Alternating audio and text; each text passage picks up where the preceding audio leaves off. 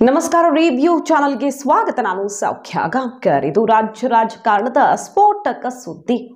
ಸಿದ್ದರಾಮಯ್ಯ ಸರ್ಕಾರಕ್ಕೆ ಸಂಬಂಧಪಟ್ಟಂತಹ big news.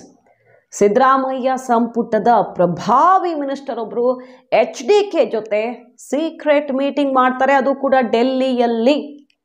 ಅದು 5 ನಿಮಿಷ 10 ನಿಮಿಷ ಅಲ್ಲ, ಕೇಂದ್ರ ಸಚಿವರು ಅಭಿವೃದ್ಧಿ ಇಲಾಖೆಗೆ ಸಂಬಂಧಪಟ್ಟ ಕೆಲಸ ಅನ್ನೋ ರೀತಿಯೂ ಇಲ್ಲ. ಸುದೀರ್ಘ ಮಾತುಕತೆ, close door meeting, 1-to-1 meeting. NDA ಪ್ರಮುಖ ನಾಯಕನ ಜೊತೆಗೆ, ಮೋದಿ ಶಾ ಆಪ್ತನ ಜೊತೆಗೆ ಕರ್ನಾಟಕ ಕಾಂಗ್ರೆಸ್ನ ಬಿಗ್ ಲೀಡರ್. ಬಿಗ್ ಮೀಟಿಂಗ್ ಒಂದು ಈಗ ಕಂಪನ ಸೃಷ್ಟಿ ಮಾಡ್ತಾ ಇದೆ. ಯಾರವರು, ಏನಿದು ಮಾತುಕತೆ? ಹಾಗಾದ್ರೆ ಏನ್ ನಡೀತಾ ಇದೆ ರಾಜ್ಯ ರಾಜಕಾರಣದಲ್ಲಿ? ಯಾರು ಅಂದುಕೊಳ್ಳದಂಥ ಟ್ವಿಸ್ಟ್ ಕೊಡುತ್ತಾ ಇಲ್ಲಿಂದಾನೆ ಮಾಹಿತಿ ಮುಂದೆ ಇಡ್ತಾ ಇದೀವಿ. ಮಿಸ್ ಮಾಡದೆ ನಮ್ಮ ಚಾನಲ್ನ ಸಬ್ಸ್ಕ್ರೈಬ್ ಮಾಡಿ, ನಿಮ್ಮ ಅಭಿಪ್ರಾಯ ಕಮೆಂಟ್ ಮಾಡಿ ತಿಳಿಸಿ. ಎಸ್ ವೀಕ್ಷಕರೇ, ಯಾರು ಮೀಟ್ ಆಗಿರೋದು ಅನ್ನೋದನ್ನ ಹೇಳೋದಕ್ಕಿಂತ ಮುಂಚೆ ಏನಾಗ್ತಿದೆ ಕರ್ನಾಟಕದಲ್ಲಿ ಅನ್ನೋದನ್ನ ಒಂದು ಸಲ ನೆನಪು ಮಾಡ್ಕೊಳ್ಳೋಣ ಕ್ವಿಕ್ ಆಗಿ. ಸದ್ಯ ಈಗ ಬೂದಿ ಮುಚ್ಚಿದ ಕೆಂಡದಂತಿದೆ. 2-3 ದಿನಗಳಿಂದ ಹೈಕಮಾಂಡ್ ಡ್ಯಾಮೇಜ್ ಕಂಟ್ರೋಲ್ ಪ್ರಯತ್ನ ಎಲ್ಲ ಮಾಡಿದ ಮೇಲೆ, ಅದಕ್ಕಿಂತ ಮುಂಚೆ ಏನಾಯ್ತು? DK ಬಣದ ವಿರುದ್ಧ ಸಿದ್ದರಾಮಯ್ಯ ಕ್ಯಾಂಪ್ ಮುಗಿಬಿತ್ತು. Extra DCM, multiple DCM, KPCC ಅಧ್ಯಕ್ಷರು ಬದಲಾಗಲೇಬೇಕು ಅಂತ ಬಹಿರಂಗ ವಾಗ್ದಾಳಿಗಳನ್ನು ನಡೆಸಲಾಯಿತು. ರಾಜಣ್ಣ ಅವರ ಮಾತು ಕೇಳಿತೀವಿ. KPCC ಅಧ್ಯಕ್ಷ ಆಗೋದಕ್ಕೆ ನಾನು ಮಂತ್ರಿಗಿರಿ ಬಿಡ್ತೀನಿ ಅಂತ ಸವಾಲ್ ಹಾಕಿದ್ರಿಂದ ಹಿಡಿದು, ಹೈಕಮಾಂಡೇ ಹೇಳಿತ್ತು ಲೋಕಸಭೆಯ ಬಳಿಕ ಬದಲಾಗ್ತಾರೆ ಅಧ್ಯಕ್ಷರು ಅಂತ ದಾಳ ಉರುಳಿಸಿದ್ರಿಂದ ಹಿಡಿದು ಇಷ್ಟೆಲ್ಲ ಜಟಾಪಟಿ ಆಯ್ತಲ್ಲ. ಮತ್ತು ಜಾತಿ ಲೆಕ್ಕಾಚಾರದಲ್ಲಿ DCM ಹಂಚಿಕೆ ಮಾಡಬೇಕು, ಮುಖ್ಯಮಂತ್ರಿ ಕ್ಯಾಂಪ್ನ ಹಲವರು ಇಟ್ಟಂತಹ ಬೇಡಿಕೆ ಇದು.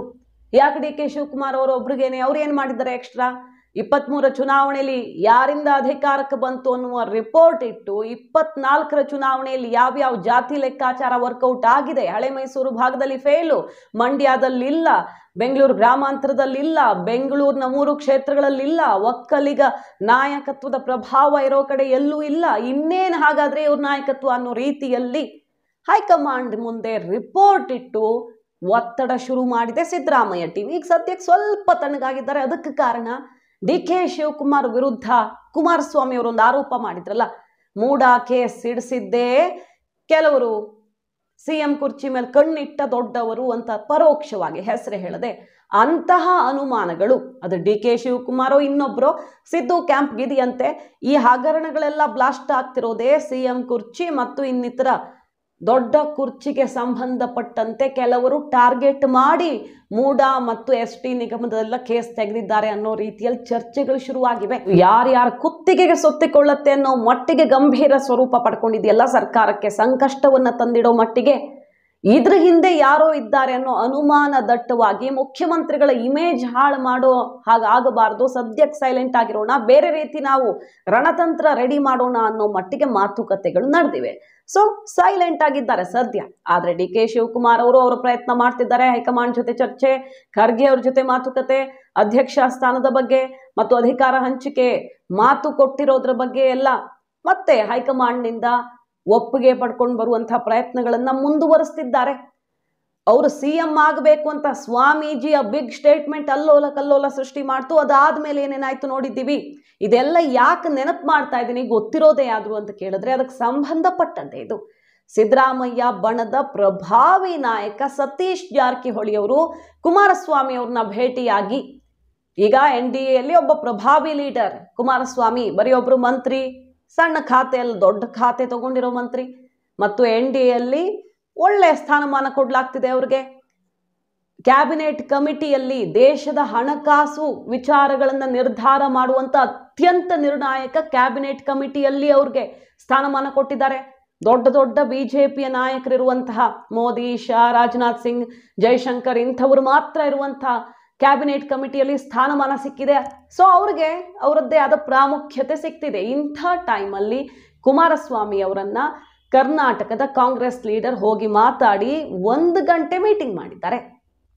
ಕ್ಲೋಸ್ ಡೋರ್ 1-to-1 ಮೀಟಿಂಗ್ ಅಂತ ಹೇಳಲಾಗ್ತಿದೆ. ಕುಮಾರಸ್ವಾಮಿ ಅವ್ರ ಜೊತೆಗೆ ಅವರ ಇಲಾಖೆಗೆ ಸಂಬಂಧಪಟ್ಟಂತೆ, ಇವ್ರು ಲೋಕೋಪಯೋಗಿ ಸಚಿವರಲ್ವಾ ಸತೀಶ್ ಜಾರಕಿಹೊಳಿ ಅವರು, ಏನಾದ್ರೂ ಮಾತಾಡಿದ್ರಪ್ಪ ಅಂತ ಅಂದುಕೊಂಡ್ರು ಕೈಗಾರಿಕಾ ಸಚಿವರ ಜೊತೆಗೆ, ಕೇಂದ್ರ ಕೈಗಾರಿಕಾ ಸಚಿವರ ಜೊತೆಗೆ ಏನೋ ಇದೆಯಪ್ಪ ಅಂತ ಅಂದುಕೊಂಡ್ರು ಏನಿರುತ್ತೆ, 1 ಗಂಟೆ ಮಾತಾಡೋದು ಅನ್ನೋದು ಸಹಜವಾಗಿ ಯಾರಿಗಾದ್ರೂ ಅರ್ಥ ಆಗೋ ವಿಚಾರ. ಹಾಗಾಗಿ ರಾಜ್ಯ ರಾಜಕಾರಣದ ಬಗ್ಗೆನೇ ಚರ್ಚೆಯಾಗಿದೆ ಅನ್ನೋ ಸುದ್ದಿಗಳು ಸಿಡಿತಾ ಇವೆ ಈಗ ಡೆಲ್ಲಿಯಿಂದ. ಕುಮಾರಸ್ವಾಮಿ ಅವರಿಗೆ DK ಶಿವಕುಮಾರ್ ಅಂದರೆ ಈಗ ಮೈಯೆಲ್ಲ ಉರಿತಿರುವಂಥ ಪರಿಸ್ಥಿತಿ ಇದೆ. Channapatna election, pen drive case, ಎಲೆಕ್ಷನ್ನ ರಿಸಲ್ಟ್ ನಂತರ ವಾಗ್ಯುದ್ಧ ನಡೆದಿದ್ದು ಎಲ್ಲ ಕಾರಣಗಳಿವೆ. ಈ ಕಡೆ ಸತೀಶ್ ಜಾರಕಿಹೊಳಿ ಅವ್ರಿಗೆ ಅದೇ ಫ್ಯಾಕ್ಟರು. DK ಶಿವಕುಮಾರ್ ವಿರುದ್ಧ ಸಿದ್ದು ಕ್ಯಾಂಪ್ ತಿರುಗಿ ಬೀಳ್ತಿದೆ ಮತ್ತು ಸತೀಶ್ ಬೆನ್ನಿಗೆ ಇಡೀ ಬಣ ನಿಂತಿದೆ.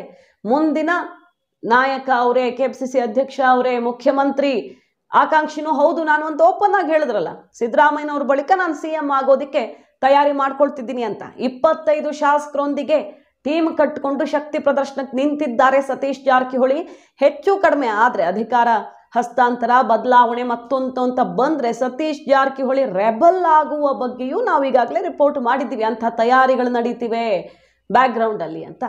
ಇದೆಲ್ಲ ಸುದ್ದಿಗಳ ನಡುವೆ ಈಗ ಡೆಲ್ಲಿಯಲ್ಲಿ ಕುಮಾರಸ್ವಾಮಿ ಅವ್ರನ್ನ ಸತೀಶ್ ಜಾರಕಿಹೊಳಿ ಅವರು ಭೇಟಿಯಾಗಿರೋದು, 1 ಗಂಟೆ ಸುದೀರ್ಘ ಮೀಟಿಂಗ್ ನಡೆಸಿರೋದು. ಈ ಟೈಮಲ್ಲಿ ಇನ್ನೂ ಒಂದು ಬೆಳವಣಿಗೆ ನೆನಪು ಮಾಡ್ಕೊಳ್ಬೇಕು ನಾವು. ಮೊನ್ನೆ ಮಂಡ್ಯದಲ್ಲಿ ಕುಮಾರಸ್ವಾಮಿ ಅವರು ಏಕಾಂಗಿಯಾಗಿ ಜನತಾ ದರ್ಶನ ನಡೆಸಬೇಕಾಗುವಂತಲ್ಲ, ಅಧಿಕಾರಿಗಳನ್ನ ಕಳಿಸ್ಕೊಡ್ಲಿಲ್ಲ, ಹೋಗೋಕೆ ಬಿಡ್ಲಿಲ್ಲ, ಸರ್ಕಾರ ದ್ವೇಷ ರಾಜಕಾರಣ ಮಾಡ್ತು ಅಂತ ಮುಗಿಬಿದ್ರಲ್ಲ ಕುಮಾರಸ್ವಾಮಿ.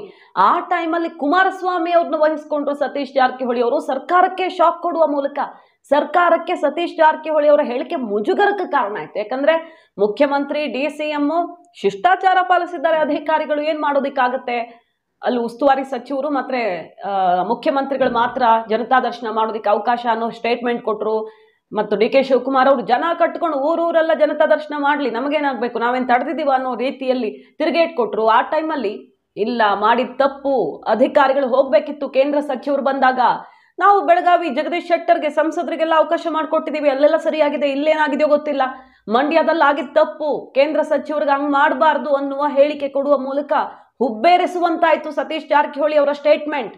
ಈಗ ಈ ಮೀಟಿಂಗ್ನ ಸುದ್ದಿ ಸಿಡಿದಿದೆ. ಸೊ ಮಹಾರಾಷ್ಟ್ರದ ರೀತಿಯಲ್ಲಿ ಕರ್ನಾಟಕದಲ್ಲಿ ಆಗತ್ತಾ ಅನ್ನೋ ಚರ್ಚೆಗಳಿವೆಯಲ್ಲ. ಶಿಂಧೆ ಹುಟ್ಟಿದ್ದಾರೆ, ಅಜಿತ್ ಪವಾರ್ ಹುಟ್ಟಿದ್ದಾರೆ, ತೊಟ್ಲಿಗೆ ಹಾಕಿದ್ದೀವಿ, ದೊಡ್ಡಾಗ್ತಾರೆ ಇನ್ನು ಸ್ವಲ್ಪ ದಿನದಲ್ಲಿ ಅಂತೆಲ್ಲ ಯತ್ನಾಳ್ ಅವರ ಸ್ಟೇಟ್ಮೆಂಟು, JDSನವರ ಸ್ಟೇಟ್ಮೆಂಟು, ಬೊಮ್ಮಾಯಿ ಅವರ ಸ್ಟೇಟ್ಮೆಂಟು ಎಲ್ಲ ಆಗಾಗ ಚರ್ಚೆಗೆ ಬಂದಿದ್ವು. ಈಗ ಶಿಂಧೆ ಅಥವಾ ಪವಾರ್ ದಾರಿ ಹಿಡಿಯಲಿದ್ದಾರ ಹೆಚ್ಚು ಕಡಿಮೆ ಆದರೆ ಸತೀಶ್ ಜಾರಕಿಹೊಳಿ ಅನ್ನುವ ಚರ್ಚೆಗೆ ಬಲ ಕೊಡ್ತಾ ಇದೆ ಈ ಬೆಳವಣಿಗೆ. ಶತ್ರುವಿನ ಶತ್ರು ಮಿತ್ರ ಅಂತಾರಲ್ಲ, ಆ ರೀತಿಯಲ್ಲಿ ಆಗ್ತಿದೆಯಾ ಅಥವಾ ರೆಬಲ್ ನಡೆ ಏನಾದ್ರೂ ಅನುಸರಿಸ್ತಾರ? ಹಿಂದೊಂದ್ಸಲ ಹೇಳಿದ್ರಲ್ಲ ಸತೀಶ್ ಜಾರಕಿಹೊಳಿ ಏನಂತ, ಗಡ್ಕರಿ ಅವ್ರ ಜೊತೆಗೆ ಏನೋ ಮಾತಾಡೋದಿಕ್ ಹೋಗಿದ್ದೆ ಇಲಾಖೆಗೆ ಸಂಬಂಧಪಟ್ಟಂತೆ ಅನ್ಸೋದಿ ತೆಗಿತಾರೆ. ರಾಜಕೀಯ ಮಾತಾಯ್ತಾ ಅಂದ್ರೆ ಏನೋ ಮಾತಾಡುವಾಗ ಬಂದೇ ಬರುತ್ತೆ, ರಾಜ್ಯ ರಾಜಕಾರಣಕ್ಕೆ ಸಂಬಂಧಪಟ್ಟಂತೆಯೂ ಮಾತಾಡಿದ್ದೀನಿ ಅಂತ ಹೇಳುವ ಮೂಲಕ ಅಚ್ಚರಿಗೆ ಕಾರಣ ಆಗಿದ್ರು. BJP ಸೆಂಟ್ರಲ್ ಮಿನಿಸ್ಟರ್ ಜೊತೆ ರಾಜಕಾರಣ ಮಾತಾಡ್ಕೊಂಡು ಬಂದಿದ್ದೀನಿ ಅಂತ ಓಪನ್ ಆಗಿ ಕುತೂಹಲಕಾರಿ ಹೇಳಿಕೆಯನ್ನ ಕೊಟ್ಟಿದ್ರು ಸತೀಶ್ ಜಾರಕಿಹೊಳಿ. ಈಗ ಕುಮಾರಸ್ವಾಮಿ ಅವರ ಜೊತೆಗಿನ ಮಾತುಕತೆ ಸತೀಶ್ ಜಾರಕಿಹೊಳಿ ಮುಂದಿನ ನಡೆಯ ಬಗ್ಗೆ ಹುಬ್ಬೇರಿಸುವಂತೆ ಮಾಡಿದೆ. ಇನ್ನು ಮೊನ್ನೆಯಷ್ಟೇ ಸೆಷನ್ ಶುರು ಆಯ್ತಲ್ಲ ಅಲ್ಲಿ, ಆ ಟೈಮಲ್ಲಿ ವಿಶ್ ಮಾಡೋಕೆ ಅಂತ ರಮೇಶ್ ಜಾರಕಿಹೊಳಿ ಅವರು ಹೋಗಿ ಭೇಟಿ ಮಾಡ್ಕೊಂಡು ಬಂದಿದ್ರು. ಅದು ಕೂಡ ಬರೀ ವಿಶ್ ಮಾಡಿ ಬರಲಿಲ್ಲ, ಕಾಗೇರಿ ಸುಮಾರು ಜನ BJP ಅವರು, JDSನವರು, ಕಾಶಂಪುರು ಎಲ್ಲ ಹೋಗಿದ್ರು. ಬೇರೆಯವರೆಲ್ಲ ವಿಶ್ ಮಾಡಿ ಬೊಕ್ಕೆ ಕೊಟ್ಟು ಬರ್ತಾರೆ. ಆದರೆ ರಮೇಶ್ ಜಾರಕಿಹೊಳಿ ಸಪರೇಟ್ ಆಗಿ ಅರ್ಧ ಗಂಟೆ ಮೀಟಿಂಗ್ ಮಾಡ್ತಾರೆ ಕುಮಾರಸ್ವಾಮಿ ಅವ್ರ ಜೊತೆ. ರಮೇಶ್ ಜಾರಕಿಹೊಳಿ ಅವರ ಅರ್ಧ ಗಂಟೆ ಮೀಟಿಂಗ್ನ ಕೆಲವೇ ದಿನಗಳಲ್ಲಿ ಸತೀಶ್ ಜಾರಕಿಹೊಳಿ ಅವರು ಡೆಲ್ಲಿಯಲ್ಲಿ ಕುಮಾರಸ್ವಾಮಿ ಅವರ ಜೊತೆ ಗಂಟೆಗಟ್ಟಲೆ ಮೀಟಿಂಗ್ ಮಾಡಿದ್ದಾರೆ ಅನ್ನುವ ಸುದ್ದಿ ಈಗ ಬ್ಲಾಸ್ಟ್ ಆಗಿದೆ. ಹಾಗಾದ್ರೆ ರಾಜ್ಯ ರಾಜಕಾರಣದಲ್ಲಿ ಯಾರು ಊಹೆ ಮಾಡದಂಥದ್ದು ಏನಾದರೂ ನಡೆಯುತ್ತಾ?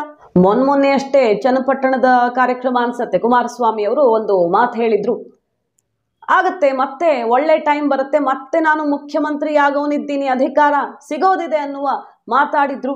ಇದನ್ನ ಅಹಂಕಾರಕ್ಕೆ ಹೇಳ್ತಾ ಇದ್ದೀನಿ ಅಂದ್ಕೊಳ್ಬೇಡಿ, ಮತ್ತೊಮ್ಮೆ ಜನ ಅವಕಾಶ ಕೊಡ್ತಾರೆ ನನಗೆ ಅನ್ನೋ ಮಾತಾಡಿದ್ರು. ಈಗ ರಾಮನಗರದ ಹೆಸರು ಬದಲಾಯಿಸ್ತಾರೆ, ಬೆಂಗಳೂರು ದಕ್ಷಿಣ ಅನ್ನೋ ವಿಚಾರಕ್ಕೆ ಜಟಾಪಟಿ ಆಗ್ತಿದೆಯಲ್ಲ, ಆಯ್ತು ಮಾಡ್ಕೊಳ್ಳಿ, ಅವ್ರಿಗೆ ಬೇಕಾದಂಗೆ ಮಾಡ್ಕೊಳ್ಳಿ, ನಾನು ಮತ್ತೆ CM ಆಗಿ ಬರ್ತೀನಿ, ಆಗ ಮತ್ತೆ ರಾಮನಗರನೇ ಮಾಡ್ತೀನಿ, ಇವ್ರಿಗೆ ರಾಮನನ್ನು ಕಂಡ್ರೆ ಆಗಲ್ವಲ್ಲ ಪಾಪ ಅಂತ ವಾಗ್ದಾಳಿ ನಡೆಸಿದ್ದನ್ನು ನೋಡಿದ್ವಿ. ಎಲ್ಲ ಪ್ಲೇನ್ ಸ್ಟೇಟ್ಮೆಂಟ್ ತರ ಕಂಡ್ರು ಈ ಮೀಟಿಂಗ್ಗಳ ಸುತ್ತ ಡಾಟ್ ಕನೆಕ್ಟ್ ಮಾಡೋದಕ್ಕೆ ಹೋದ್ರೆ ಏನೋ ಒಂದು ದೊಡ್ಡ ಬೆಳವಣಿಗೆ ನಡೀತಾ ಇದೆಯಾ, ಪೂರ್ವ ಸಿದ್ಧತೆ ಆಗ್ತಾ ಇದೆಯಾ ಬಿಗ್ ಆಪರೇಷನ್ಗೆ ಅನ್ನುವ ವಿಚಾರ ಕಾಣಿಸ್ತಾ ಇದೆ. ಯಾರಿಗಾದ್ರೂ ಕ್ಲಿಯರ್ ಆಗಿ ಕಾಣಿಸ್ತಾ ಇದೆ? ಕಾದ್ ನೋಡೋಣ. ರಾಜ್ಯ ರಾಜಕಾರಣಕ್ಕೆ ಸಂಬಂಧಪಟ್ಟಂತಹ ಬಿಗ್ ನ್ಯೂಸ್ ಒಂದು ಡೆಲ್ಲಿಯಿಂದ ಸಿಡಿದಿದೆ. ಕುಮಾರಸ್ವಾಮಿ ಅವರಂತೂ ಈಗ ಸದ್ಯ DK ವಿರುದ್ಧ ಸೇಡು ತೀರಿಸ್ಕೊಳ್ಳೋದಕ್ಕೆ ತುದಿಗಾಲಲ್ಲಿ ನಿಂತಿರ್ತಾರೆ. ಸಹಜವಾಗಿ ಹಾಸನ ಕೇಸ್ ಆದ ಮೇಲೆ ಅದು ರಾಜಕೀಯ ಸ್ವರೂಪವನ್ನೇನಾದ್ರೂ ಪಡ್ಕೊಳ್ಳುತ್ತಾ ನೋಡಬೇಕು. ಮಾಹಿತಿ ನಿಮ್ಗೆ ಇಷ್ಟ ಆಗಿದ್ರೆ ಮಿಸ್ ಮಾಡ್ತೀವಿ. ನಮ್ಮ ಚಾನಲ್ನ ಸಬ್ಸ್ಕ್ರೈಬ್ ಮಾಡಿ, ನಿಮ್ಮ ಅಭಿಪ್ರಾಯ ಕಮೆಂಟ್ ಮಾಡಿ ತಿಳಿಸಿ. Thank you.